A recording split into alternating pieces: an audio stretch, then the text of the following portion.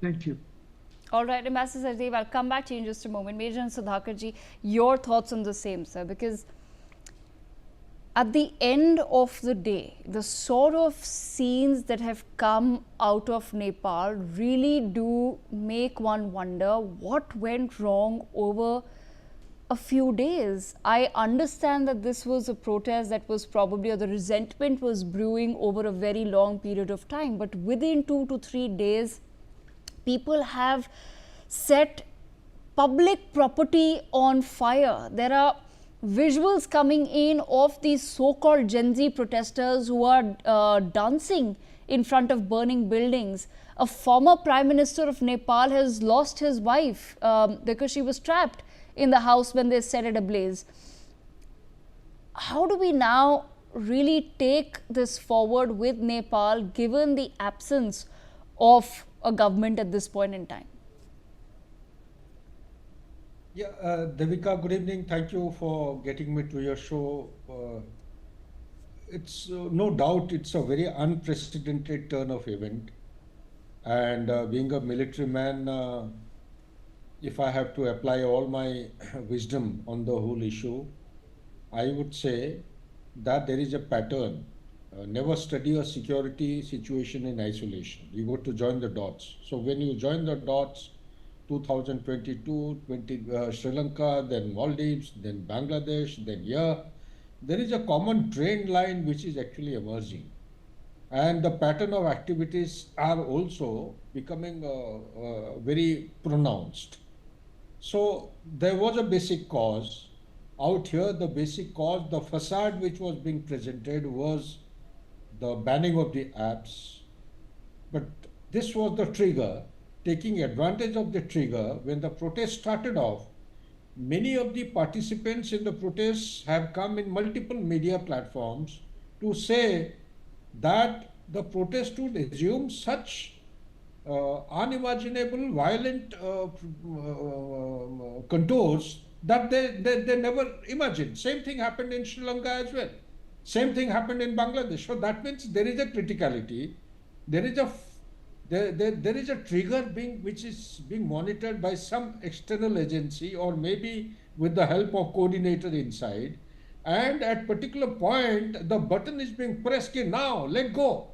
So when that let go thing is given, that order or direction through means of signal or through means of some coordinated activity, then, but by all standards, Devika, I totally agree with you.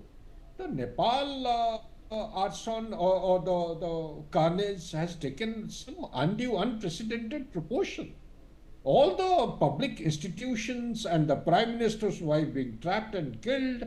Then one thing has got viral, some finance minister or somebody, he's been lynched, he has been stripped and thrown onto the banks of a river. I mean, this is never done. Your parliament, your Supreme Court, all the institutions have been attacked. Will people of any country, why only Nepal, will the indigenous population of any country be so virtuously motivated against their own institution and country? I don't think so. So there are some external elements who are waiting to pounce on the opportunity when the trigger, when the momentum picked up, and they actually merge themselves with the crowd, and thereafter they have unleashed these kind of violent activities. So that actually justifies that, whether you call it as Arab Spring or South Asian Spring, there is a bigger plan behind what is visible to you and me and others. The bigger plan is there is some force, and that force is, I would say, it could be the Westerners, the deep state in America, it could be anybody else, forces inimical. The ring of fire is complete now. You see, what after? Question should come to our mind, what after Nepal? Now coming to the second part of your question, what is it that we can do? Our own people are trapped in the hotels, and they're transiting, they're traveling at place A, B, C. I personally feel taking the new normal of agitation and such kind of unprecedented violent activities, arson and all, I think we need to factor in the visa-less or visa-free travel to countries like Nepal and all, because what is worrying me is that during COVID time, our number of checkposts between Nepal and India. Incidentally, for our viewers, it will do them good to understand that Nepal and India, there are 5 states which have got sharing borders with Nepal. Bihar and UP, they have got the longest distance of the border. I think Bihar is largest, close to 700 kilometers. UP is around 600. Rest all are small. Uttarakhand is just about 179 kilometers. Sikkim is around that much. So total comes to 1751. At places you will find 1770 kilometers. What I am coming to is that as on today, to the best of my understanding, since I have dealt with the subject myself, there will be roughly around 7 to 8 immigration posts from Bihar to Nepal and vice versa, from UP to Nepal and vice versa. But there are far and few, except for the trucks, except for the goods going into Nepal and coming out of Nepal. The tourists generally do not take these kind of routes. They go by air, majority of the tourists. So when the tourists are going by air, does our embassy have a system to have some kind of a record that so many are the tourists coming from India? I have been a tourist myself. I've gone with my family. I don't think I got a call from embassy. If it is happening, it's a very good thing. But if it is not happening, then we need to factor in these kind of things. Who's stuck where? We didn't know. Even in Ukraine, I was handling that situation myself. 20,000 students coming from Ukraine was a massive task. So the government of India would do well. Firstly, we take stock. How many people of India's origin have gone for tourism purpose or otherwise? Maybe the business class people have gone. Where are they staying? We need to actually activate the mechanism and the system, ecosystem, to find out their location, have a contact number, give them the contact number of embassy, tell them stay calm and safe wherever you are. Establish some kind of a contact point with the government. I agree when the ambassador said, well, presently there is nobody, but within nobody there is somebody. There is an army, Nepalese army and Indian army. We have best of relationship. We need to establish some viable and workable kind of a contact. We have our security, our police people, they carry a joint patrolling. So such kind of agency security apparatus have to be actually reconnected and some mechanism has to be worked out. Last but not the least, Devika, if you allow me, I would like to say that the hallmark of everything lies in anticipation. We need to be prepared in today's in 21st century. There is a new normal which is emerging. Whoever is going wherever, he has to be mentally prepared for a contingency like this if he wants to have a holiday trip. And if he is prepared, then what are the contingencies? That has to be as a futuristic course of action. We must have a checklist available in the country that these are the contingencies. It could be a disaster prone. In any case, Nepal is a seismic 5, seismic 6 kind of a zone. It could be a disaster kind of a thing. It could be a cloudburst. It could be a terrorist activity. And within this subpart, I would like to submit one thing, that there is a strategic rivalry between USA and China going on in Nepal. USA is going all out to contain, counter and contest, need be push out China as much as possible, because China has made very deep inroads into the way of life for Nepalese. There are more than 36 Confucius Institute where they teach Mandarin, they teach way of life of Han Chinese, and likewise 5,000 to 6,000 Nepalese have been trained in Mandarin language. There is a huge amount of money which has come into Nepal in form of BRI projects, and the transgression, or call it as incursion across the border, the border which was accepted between Nepal and China also has been disregarded by China. They have come in. There is a huge amount of deposit of rare earth element which China is actually eyeing for. There is also a blueprint plan of China selecting 8 national highways cutting across the entire length of Nepal is around 700 odd kilometers east-west, and north-south is 150 to 250 kilometers. There are 8 alignments which have been surveyed, and Nepal is waiting for the government to get an opportunity to come. Yes. So therefore, under these circumstances, there are also Islamic forces who have come in a big way. Talk about the Al-Qaeda, talk about the ISIS, under the coordination of ISI of Pakistan in the garb of NGO, Turkey NGO, responsible for tree plantation along the river lines and border between India and Nepal. These are the people who are harboring these Islamic jihadis, and number of masjids have come up. They have multiplied, mushroomed in past 5 years. So these are the aspects which are actually making things very Yes. complex. We should be prepared for what next after Nepal. Is it the UP? Are they targeting India?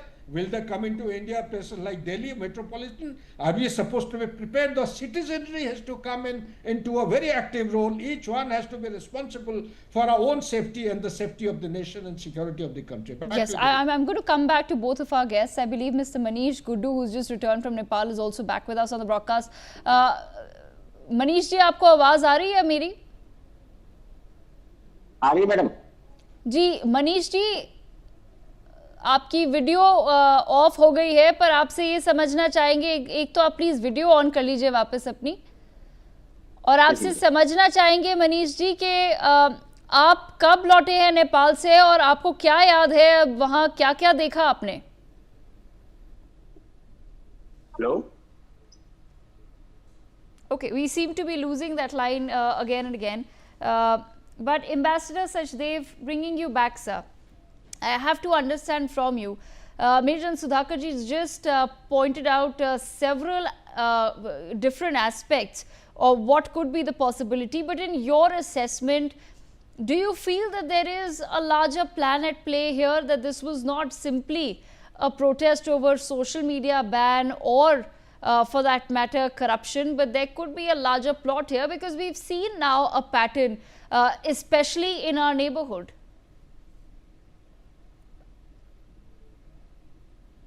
Ambassador Mahesh Sachdev. Am I audible? Yes sir, yes sir, go ahead. Can you hear me? Thank you for the question. I tend to take a slightly nuanced view. I think there is a governance deficit in many of India's neighbors: Sri Lanka, Bangladesh, Nepal, Pakistan, Myanmar. There is a popular alienation with the ruling elite, and the problem that man in the street faces are not being tackled, such as unemployment, the arrogance of those in power, nepotism, education and healthcare deficit, insecurity, etc., etc. Now, these conditions give rise to social and economic entropy, and when a critical mass gets assembled, it explodes. Now, that is part of the natural progression.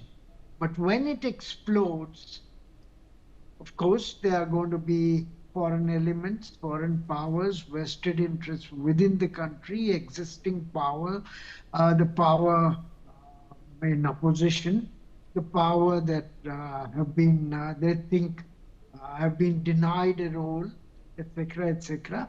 Those powers come into play, and they try to utilize the opportunity presented by the anarchy to meet their ends. And this is what is happening.